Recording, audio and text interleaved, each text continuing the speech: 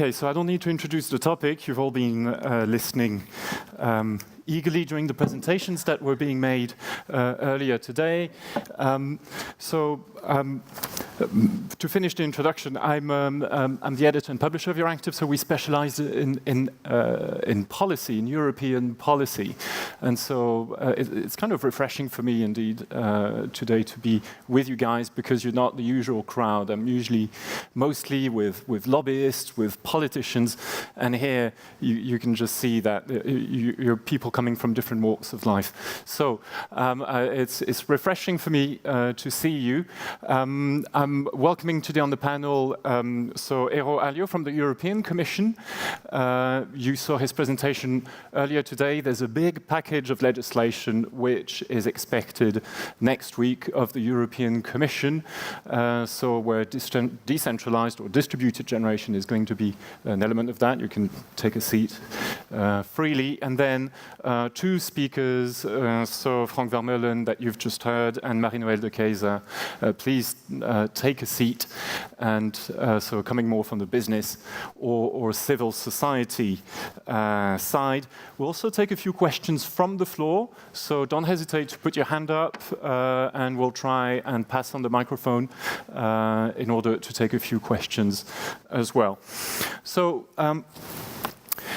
maybe I will turn to Frank Vermeulen and Marie-Noëlle de Keyser first to first give us a sense of, in your daily activities, you at WeForest and Frank Vermeulen at Ecoyo, how do you see your own contribution in a way to a more decentralized energy system? I guess it's the least obvious for the forest side, so I will maybe turn to you, Marie-Noëlle, first. Can you explain how what you do is actually relevant in that context of decentralization? Can you hear me? Yeah.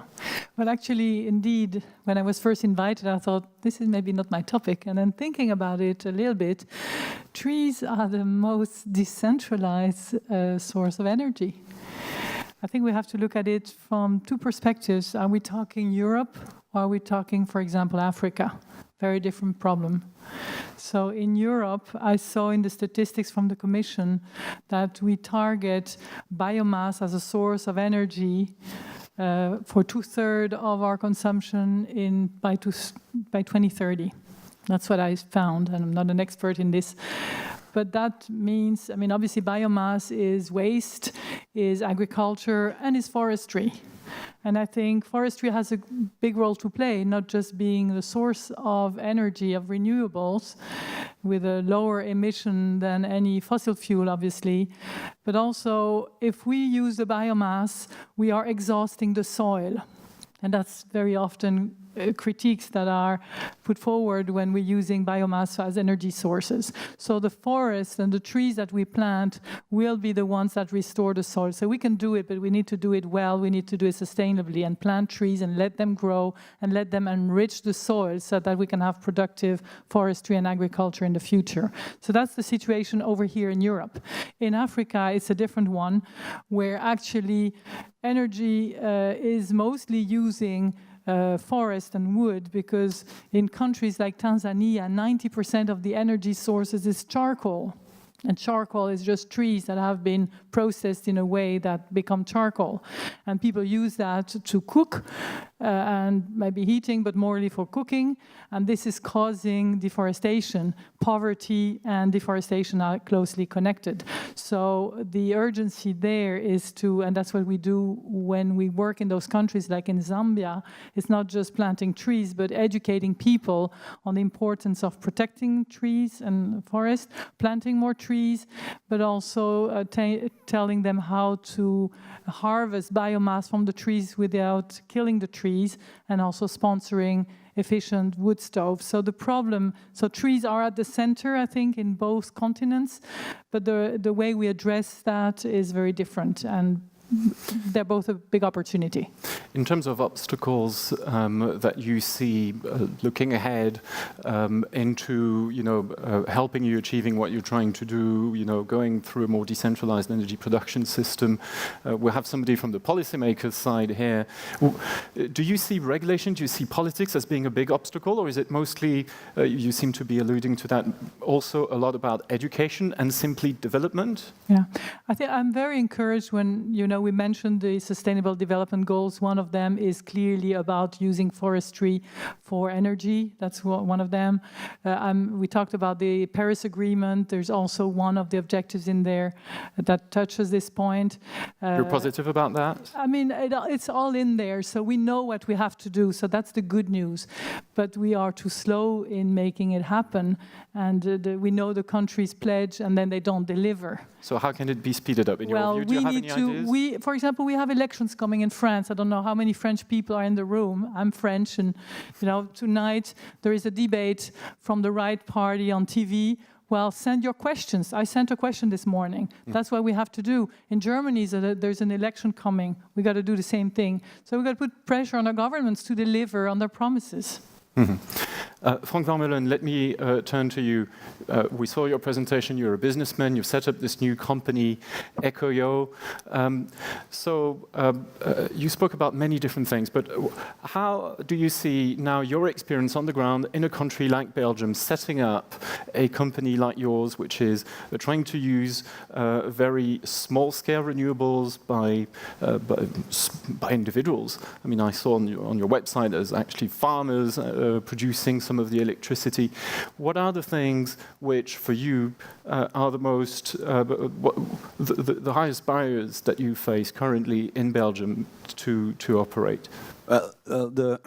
We raised a lot of points just to say that there's a lot of work in front of us. That's clear, and that the awareness is one of the things we have to create at the bottom before the regulation will change and stakeholders will change. So awareness is important, and that's awareness that people can act already today. And you see two presentations, June of ourselves, and basically, if you look at it, that's what we want to address at the first stage. It's great awareness, great people going to act for renewable, less energy, and so on. From the policy side, if I have to pick one, it's in fact the electricity bill for the consumer. It's just not transparency. Fair. Transparency? No, it's too transparent, so to speak. I mean, you get 6 pages at the end of the year. You have all numbers and nobody understands, so it's a false transparency, basically. Regulators give false transparency. But that's not the point. It's just the structure of the bill. The structure of the bill is the structure of a legacy of the system. The legacy that has been centralized for many good reasons, but is not longer the issue of today. And if you cannot give benefits to people. You cannot give benefits to people that they buy locally, because they have to pay for sunk costs of the past, they have to pay for policies that are outdated, they have to pay for a grid that is outdated and obsolete, and that has to be covered by a fat regulation. So there is a lot of things to say, the structure of the bill, who pays what, and give advantage to local electricity produced locally, that it can be exchanged with local markets, and then you can get crowdsourcing. So the electricity bill is the key point to address. So as a company, trying to operate in a model which is more the model of the future, I guess. I mean, do you see EcoYo's model expanding and becoming the norm over time? Of course. Otherwise, we wouldn't start it. But it will be over time, and nobody knows when and where. So, how does it feel? I mean, you're operating in a system that you see as being the future, but in the old world. How do you actually make a difference? How do you want to make the difference? The difference will be, we are a small player, and we will remain probably small for some time in future as well. But at least we can give people the possibility that they can join and can make themselves a difference. We give an opportunity to people to decide. Also hassle-free, also easy way. We give the opportunity that they can give a gift to new renewable projects of societal importance. But what we cannot give today, and what we hope we can give today, is giving the real benefits of local exchanges of electricity on local electricity trades. But they have still to come. So you're starting business soon. I understand. How many clients do you have? How much do you plan to grow in the future? How significant do you expect this to become over time? So in Belgium, we are launching now next week, the 1st of December. We have our first customer switch. It's a soft launch, so we want to get a bit stable operations and understand the issues of serving customers and having not the wrong expectations with the customers. So by the end of 2017, we want to have several thousands of customers in our pocket in our platform to move on to 15 by 2018. Can you respond to demand easily if there's a lot of people signing up? Because I mean, it looks really promising. I can imagine lots of people might want to actually subscribe. Can you actually meet the demand if it's higher than expected?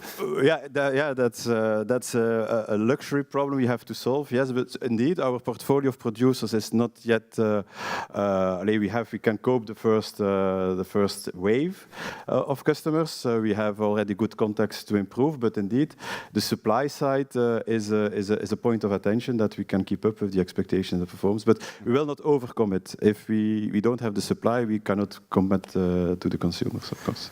Turning to you now, Aurelio. So the European Commission has been making quite a bit of noise lately around putting consumers at the center of the energy system. There's the winter package coming up, but things have started already before, right? Can you explain what the Commission has already started doing and what it could envisage in the future? Well, yeah, sure. For the next hour, I can talk on. Well, on decentralization, let's start with that then. Yes, of course. So I think the basis for these types of activities, like decentralized energy, was laid down indeed a few years ago in the previous legislation, and then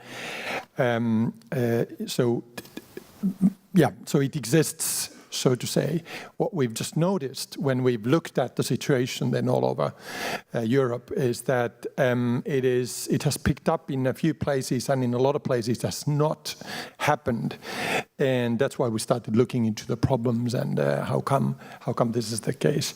But okay, I mean the logic of the past particularly was to work on the competition issue, to try to start breaking down those monopolies, the conventional monopolies, and get this way new actors. So breaking down distribution on the one hand and production on the other. Yes, distribution in a way is a natural monopoly that you cannot efficiently break down because it doesn't make much sense to have several networks coming to your home at the same time. This is not very economically efficient. But this has, you see, so this has happened. You don't need to worry about it. So well, it is partially happened. We're not fully there, and that's why also now we want to look at the way somebody called them fat cats, are operating. Also, the distribution companies, because the way they are funded and the way they have their business set out, that will affect the extent to which they will make it easy or difficult for new companies to come into the game. Let's maybe stop on this for a minute, because I see Frank Vermeulen really wants to react. Distributed energy. I always hear, I'm a bit, I have some experience in the sector. I worked in transmission businesses, and so I know the argument of the natural monopoly, but I think the world is changing, and we should be brave to put that assumption at stake, to put that question at stake. The natural monopoly, yes, certainly, but there are many opportunities that the natural monopoly is not longer needed or can be picked up not by the established players or the incumbent DSOs, but that give room and opportunity to people to create and make private or semi-public grids possible. There are already solutions in industrial zonings where people can have their own organization, but as soon as you talk about consumers, they have to be protected by the things, and there are some burden and issues that they cannot create their own grids or their own cases. So you are actually talking about locally owned grids, huh? And here, not everyone is maybe familiar, but this distinction needs to be made between the DSOs, which are local, and the TSOs, which are the big backbones, right? But so you see a situation situation developing where the local energy grid would also be owned by communities? Of course, that's the future. I mean, it doesn't make sense to pay for investments of an inefficient system if you exchange your power in your street. I mean, it doesn't make sense. Eroalio, do you see this? Is it something that the Commission has recognized in the past or tried to encourage, or is it more something that you see maybe trying to push from a regulatory perspective more in the future? Where do we stand on this? Well, I think this is something we're looking into now a lot, because we thought that this was doable in the past, so that it would, pick up little by little. But we see now that there are some obstacles there. And on the other hand, we see even more that there are opportunities. And that's the whole thing, the decentralization. It has many different benefits you can have, even starting with security supply. If you start, redundancy against problems, including terrorist attacks, if you want to go extremes. But that's not the point. I talk about activating consumers. So we have to give, to be true to that goal, you have to give options. And this is a clear option. And there are examples. I heard from Germany of a case, indeed, where a local community bought a piece of the distribution system operators network, and that is now their own network. Is this and this is something allowed? That they had to go through courts to get to this. And today they are owners and managers of this. So this is national law governing these kinds of things. Does the European Union have anything to do with that, the ownership of grid, or is this at all something that the European Union currently has a say on or has been trying to push for local ownership? So currently, and maybe why not in the future if it's not happening now? Maybe the European Union can sort of try and mandate that or encourage that there's local ownership. Well, we don't generally, and I don't think we will do it either now either, tell who should own something. Mm-hmm. What is more important is that you avoid monopolies using their power in a negative way and hampering, raising prices and things like that. So whoever handles it or manages it doesn't really matter as long as they do it the right way. And I think this is key. And that's why we now want to come up with an environment where this is going to be easier. Because there are areas where it makes a lot of sense for local communities to set up their own networks and start managing the energy on their own. There's a benefit, there's a driver, of course, avoidance of grid tariffs, often in Belgium, typically because of the special situation in Belgium. But there are other reasons it makes sense. And then we have to sort out this little contradiction, and you're bringing it up, consumer protection and consumer rights. So it's when I listened to you, I thought that, well, it's interesting. Are we getting here? While we want to push for decentralized activities like microgrids and all that, I'm a big fan of those, and you will see there's going to be text on this in the legislation. So microgrids, and local communities in general, not specifically microgrids, but that is one aspect of local community action. So, are we then? Do we have to cut down on consumer rights? What do we do with the social aspects? What about that? The pensioner in the apartment building who cannot have solar panels already, who cannot easily get to this, participate. He or she is going to pay then the distribution cost that Frank is not going to pay because he will have his own microgrid, for instance. So there's a social impact, and we have to look at that. That brings us to the energy poverty. We have to look at both this, but find a kind of a balance, but still push forward for local action. And these kinds of solutions which are outside of the box, so to say. And liberalization, which is what you mentioned in your presentation before, which has a very bad press, at least in the country I come from, France. I mean, just say liberalization of anything and people are out in the streets.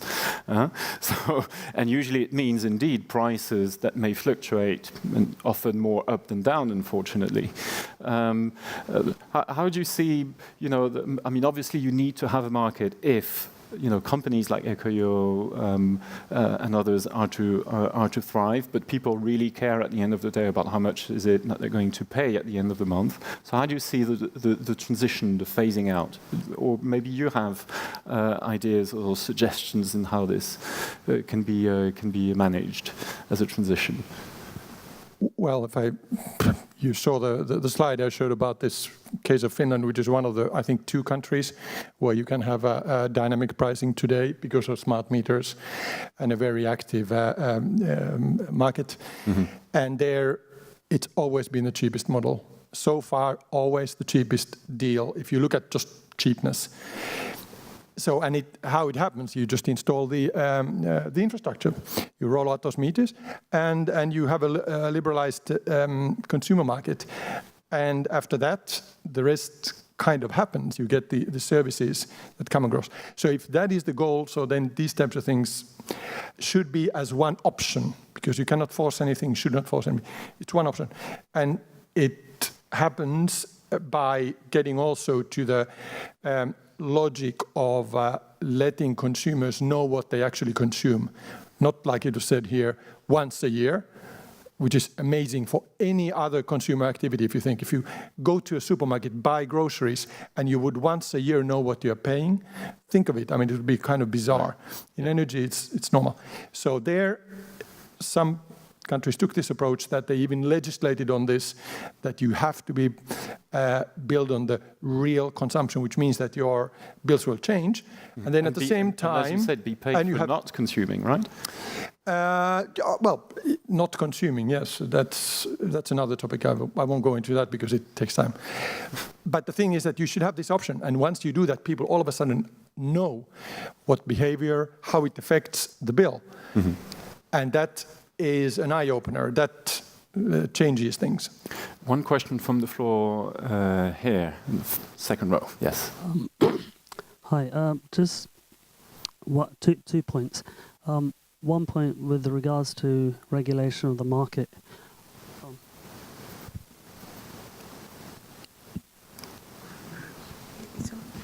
Hello? Yeah. Yeah. 2 points. One point with regards to regulation of the market. As Lady Margaret Hodge in the UK has said, there's too many revolving doors in the Senate, in Parliament, in other countries in Europe as well. Those revolving doors in the Commons, House of Commons, need to be removed. And it needs to replicate what is the Creative Commons, which is commons by the people and for the people. So that's one point. The other point is with regards to, I just wanted to ask Marie about from WeForest, with regards to trees, from seed to maturity, how long does it take for trees to go fully? And is there amongst the forest or any other plants that can be grown to support trees? Is it only trees that are the plants that are going to be doing the most efficient carbon capturing? Are there not any other plants that could offer something for this biodiversity and not just be about... I don't think we need to be growing trees for energy, because that is just ridiculous. They need to be grown and then just left there and let Mother Nature do its course. But what do you think about other plants in the biodiversity? Manuel, maybe we can start with that. Yeah, we'll finish on answer that one. Trees, I mean, obviously it depends which trees and what climate. You have trees that take 20 years to mature, and others like 3-5 years.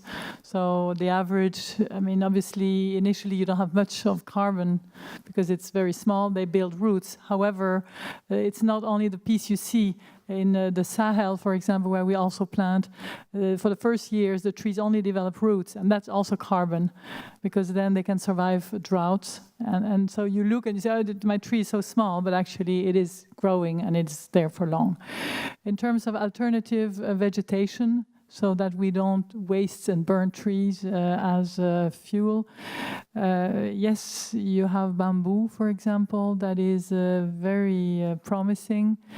So some, like in Vietnam, they do a lot of that. Also because it's very good for construction.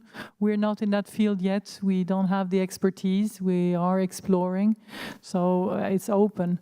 But the trees, I mean, you don't have to cut and kill the whole tree to get to harvest biomass. You could just, if you know what you're doing, harvest some of it.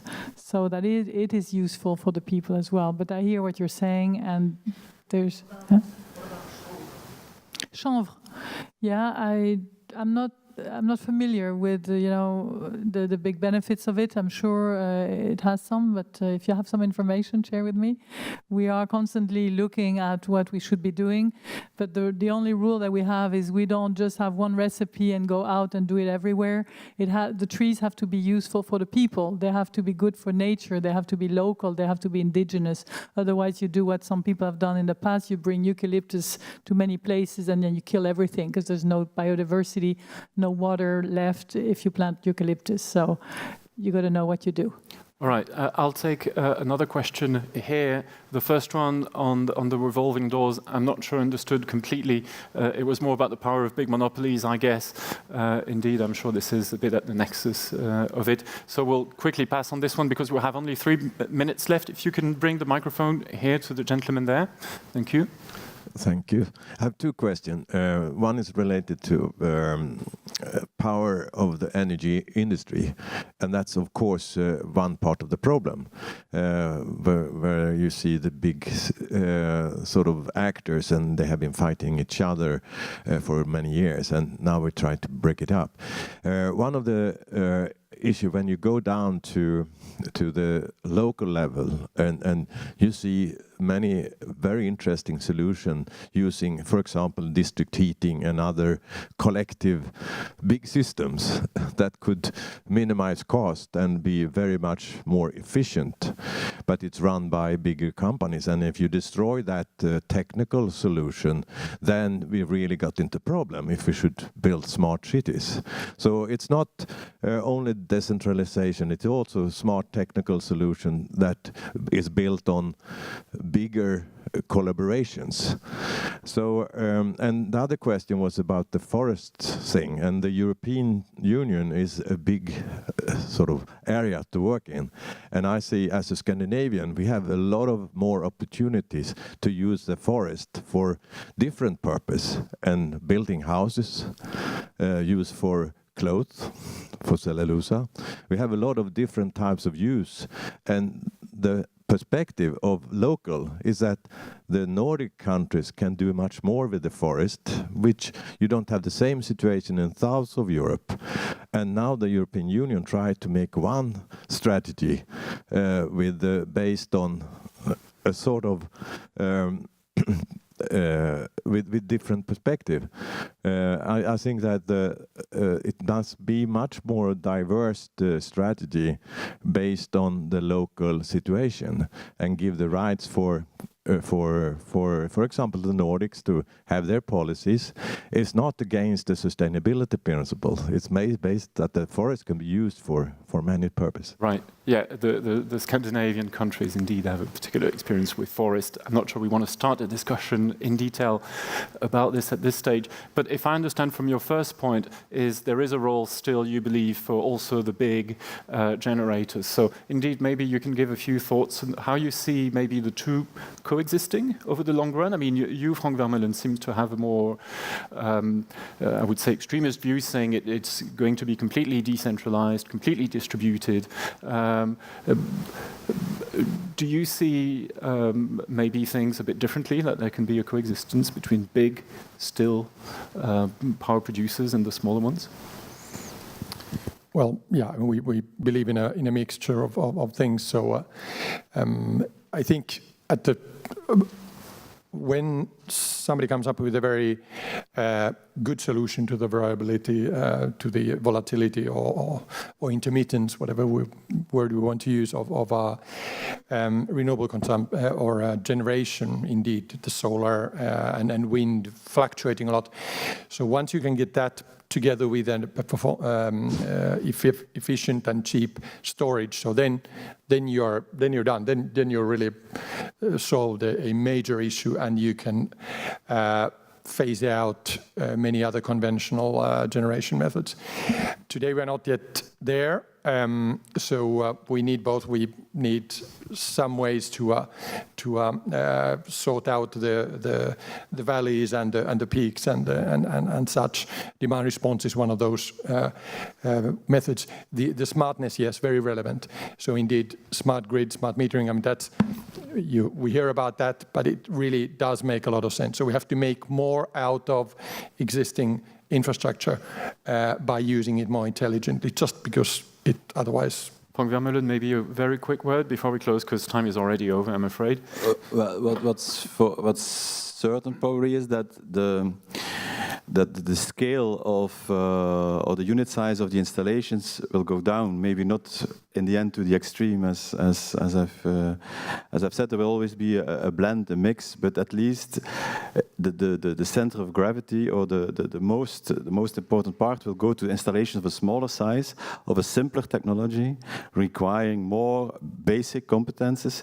So there won't be built any nuclear plants anymore. There won't be built high-tech installations. Maybe one and some of there, but the bulk will come from, let's say, simple technology that can be mastered by the crowd. And you see that materializing within what sort of time horizon? Yeah, I'm not a fortune teller. Optimistic scenario, let's say. But between 5 and 10 years, I mean, it can be that quickly. Can change a lot. You've seen that it has been happening in PV on 5 years. Between 28 to 8 years. Between 28 and 2012, you got a massive growth. I mean, it's amazing what can happen. Agreement with that? Well, yes, I think there is a massive growth in renewables, and we expect that to continue. So I think and that is different if you compare it to the other energy technologies. So it is really more accelerated. So I think there are good chances. I'm not going to bet on how many years it takes. All right, we'll end up on that note of hope. Yeah, thank you very much. This was great discussion. Awesome. Thank you so much.